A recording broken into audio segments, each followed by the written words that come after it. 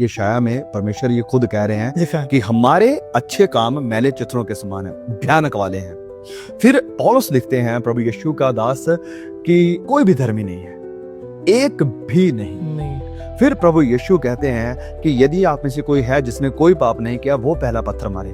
मतलब प्रभु यीशु यही कहना चाह रहे हैं कि भले तुम अच्छे दिखाई दे रहे हो, अच्छे काम कर रहे हो, धार्मिक दिखाई दे रहे हो, पर तुम भी अच्छे नहीं हो।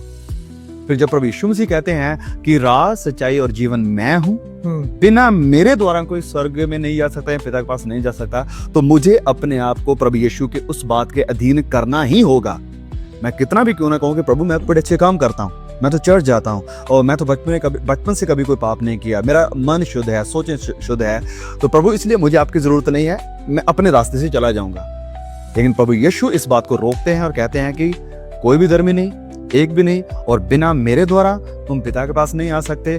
और प्रभु यीशु का वचन हमें साफ कहता है कि हमारा उद्धार होता है इफिसियों 2 में जब हम पढ़ते हैं, प्रभु यीशु के अनुग्रह से और हमारा उसके ऊपर विश्वास करने के द्वारा हम बचाए गए, ताकि कोई घमंड ना करे। कि बहुत सारे हैं जो एक दूसरे सुसमाचार का प्रचार कर रहे हैं, तो उसमें जैसे मैंने कहा एक नीतिवाद का सुसमाचार है कामों के आधार पर, दूसरा उसमें एक प्रोस्पेरिटी गॉस्पेल है जो कहता है कि प्रभु यीशु आए ही इस दुनिया में इसलिए हैं ताकि मुझे और आपको अमीर बना दें। जब आप यीशु पर विश्वास करेंगे, उनका उस सुसमाचार का फोकस ही यही है कि अगर आप यीशु के पास आते हैं, यीशु पर विश्वास करते हैं, तो विश्वास एक फोर्स की तरह है, विश्वास एक ATM कार्ड की तरह है, जिस विश्वास को आप इस्तेमाल करेंगे अमीर होने के लिए, जिस विश्वास के द्वारा आप कभी बीमार नहीं होंगे, आप कभी गरीब नहीं रहेंगे, आपके ऊपर कोई पीड़ा नहीं आएगी, कोई मुश्किल नहीं आएगी, आपकी जिंदगी खुशहाल होगी। इस दुनिया में आप नंबर 1 होने के लिए बुलाए गए हैं, वो सुसमाचार ये कहता है। लेकिन बाइबल का सुसमाचार शारीरिक चीजें देने के लिए नहीं आया। शारीरिक चीजें तो आपको उनके पास भी ज्यादा देखने को मिलती हैं जो यीशु को नहीं भी जानते, लेकिन उनके पास पापों से उद्धार नहीं है। बिल्कुल। और पापों से उद्धार ही प्रभु यीशु मसीह का असल मैसेज है। तो ये जो सुसमाचार फैलाया जा रहा है, प्रोस्पेरिटी का सुसमाचार, और जैसे आपने पूछा कि हम कैसे जाने उन लोगों को जो गलत प्रचार कर रहे हैं, या झूठे प्रचारकों को, झूठे नबियों को हम कैसे पहचान सकते हैं। वेल, तो हमें सबसे पहले इस बात को समझना बहुत ही जरूरी है कि हमें उनका अगर टेस्ट करना है तो हमें उनका टेस्ट वचनों के आधार पर ही करना है। मैं क्या कह रहा हूँ, आप क्या कह रहे हैं, या कोई और क्या कह रहा है, मायने नहीं रखता है। वचन क्या कह रहा है ये मायने रखता है। दिस इज द कंपास, ये स्टैंडर्ड है, ये अधिकार है हमारा, इसके ऊपर हम खड़े हैं। ठीक है, तो ये फर्क नहीं पड़ता या ये मायने नहीं रखता कि कोई कितना वरदानों से भरा हुआ है या उसके अंदर कितने वरदान काम कर रहे हैं, ये भी मायने नहीं रखता। सवाल ये भी नहीं आता कि वो कितना प्रभावशाली है, कि कितने लोग उसके पास आ रहे हैं, कितनी बड़ी भीड़ को वो अट्रैक्ट कर रहा है।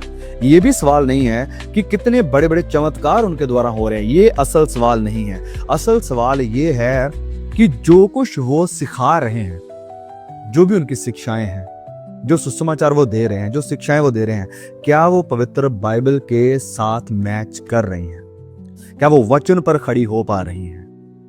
मतलब आज की कलीसिया को भी बिरिया की कलीसिया के जैसा बनने की जरूरत है। डेफिनेटली होना पड़ेगा, क्योंकि जिस प्रकार से आज गुमराही और बड़े लेवल पर आ गई है, तो हमें इस वचन में बहुत ज्यादा परिपक्व होने की जरूरत है। बिरिया के विश्वासियों की तरह वहां पर लिखा है वो दिन प्रतिदिन वचनों से चेक करते थे।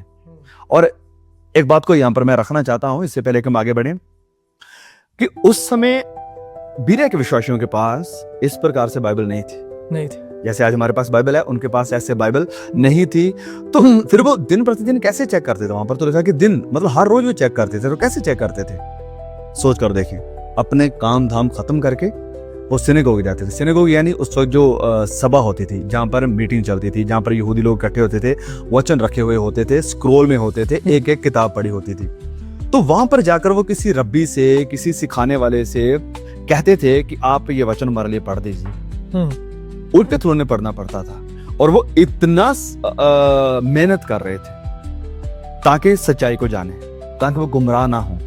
आज वचन हमारे टेबल पर है, हमारे हाथों में है, हमारे मोबाइलों में है, हमारी शेल्फ पर है, लेकिन हम मेहनत करना नहीं चाहते। मतलब हम जांचना नहीं। बिरिया के लोग अपने घर से, अपने काम को छोड़कर उस जगह पर जाते थे जहाँ पर वचन रखा हुआ है, सिनेगोग, क्योंकि एक ही जगह पर बाइबल में रहते हैं ना। उस समय बाइबल तो नहीं थी, बाइबल नहीं थी, तो स्क्रोल होती थी, अलग अलग किताबों के रूप में वहां पर पढ़ी होती थी। हाँ। और खुद नहीं पढ़ सकते वो, उन्हें किसी रब्बी से कहना पड़ता था कि आप हमारे लिए वो पढ़कर बताएं आप। मतलब आज के जो कलीसियाएं हैं, आज के विश्वासी हैं, उनको तो कहीं पर जाना भी नहीं पड़ता, नहीं पड़ेगा, उनके पास तो बाइबल है। हाँ, हमारे पास बहुत सारे रास्ते हैं सच्चाई को जानने के लिए, लेकिन फिर भी दुख की बात है कि हम उनसे ज्यादा गुमराह हैं। आज की कलीसिया उनसे ज्यादा गुमराह है और वचन को तोड़कर इतना प्रचार हो रहा है, लेकिन साफ साफ कोई भी आता है और कह देता है कि अगर आप अमीर होना चाहते हैं तो आपको अपना घर बेच दो, अपने कमरे बेच दो, अपना साइकिल बेच दो, अपना मोटरसाइकिल बेच दो, तो आप अमीर हो जाओगे। क्या बाइबल में कभी देखेंगे ऐसा?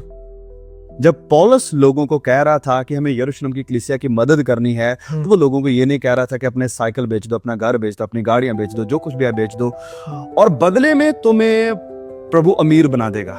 नहीं, ये एक तरह से फाइनेंशियल इन्वेस्टमेंट नहीं है, ये परमेश्वर के साथ सौदेबाजी नहीं है।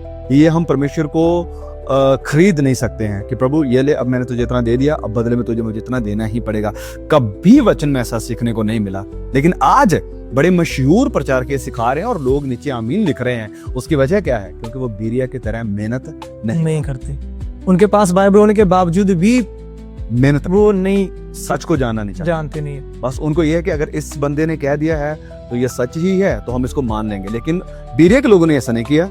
उनका अगर पौलुस है तो पौलुस ने कहा ठीक है पौलुस है, पर हम वचन को देखे बिना पौलुस पर भी भरोसा नहीं करेंगे। ये बड़ी अच्छी बात है, ये अच्छी बात कि पौलुस को देखकर भी लोगों ने विश्वास नहीं किया, पहले वचन को देखा, पहले वचन में ये वही प्रचार या नहीं। और बदले में पौलुस ने ये नहीं कहा कि तुम पर श्राप आ जाएगा, तुम परमेश्वर के दास पर कैसे सवाल कर सकते हो, तुम मुझे कैसे कह सकते हो। ये भी बात पिछले दिनों में काफी हुई थी। मैंने एक प्रचारक को सुना था, नाम नहीं लेंगे, वो कहते आप पास्टर को सवाल नहीं कर सकते, पास्टर को आप क्वेश्चन मत पूछिए।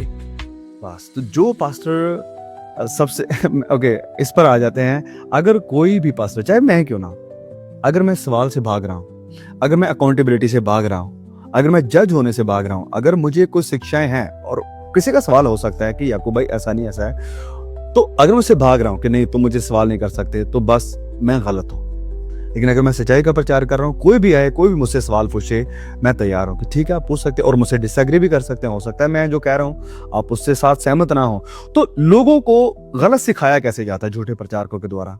वो इस वचन में कुछ चीजें ऐड करेंगे, ऐसी चीजें जो बाइबल में है भी नहीं। जैसे अभी मैंने कहा कि अगर तुम्हें अमीर बनना है तो तुम सब कुछ प्रभु के घर के लिए दे दो, बाइबल में ऐसा नहीं है, तो ये ऐड किया गया है।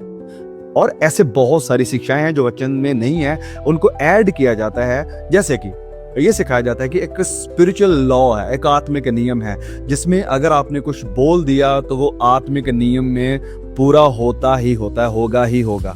ये बाइबल में कहीं भी नहीं है, ऐसा नहीं है, बाइबल में कहीं भी नहीं है। तो वो वचन में ऐड करते हैं और फिर वचन में से कुछ चीजें जो अच्छी लगती हैं, जो मनपसंद है, उनको निकाल कर करते हैं और फिर कई वचनों को तोड़कर पेश करते हैं। उसके आगे उसके पीछे क्या कहने की कोशिश करी जा रही है उसको नहीं समझाएंगे, मतलब वचन को आउट ऑफ कॉन्टेक्स्ट लेकर सिखाया जाता है और फिर वो पश्चाताप को बाहर फेंक देंगे और कंफर्ट, अच्छा तुम्हारे लिए ब्रेक थ्रू, तुम्हारे लिए चमत्कार, तुम्हारे लिए सब कुछ, बस यही प्रचार रह जाता है। और जब हम बिब्लिकल स्टैंडर्ड से दूर भागकर करिश्मा यानी जो वो कह रहा है हमारे बारे में, जो वो कह रहा है अपने बारे में, इसी चीज के पीछे भागते हैं, तो हमने ऑलरेडी उन लोगों के संपर्क में आ गए हैं जो गलत प्रचार कर रहे हैं। मतलब अभी उन लोगों का निकलना पॉसिबल है?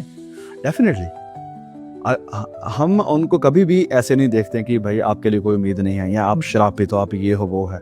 हम भी एक समय उसी में थे, एक समय था हम भी ऐसे ही गलत शिक्षाओं में थे, गलत सिखाने वाले थे, गलत सुनने वाले, गलत के पीछे भागने वाले, उन प्रचारकों को सर माथे पर बिठाने वाले थे जो आज ये काम कर रहे हैं। लेकिन आज हम जानते हैं कि नहीं, ये चीजें बाइबल के खिलाफ में है, ये वचन में नहीं है।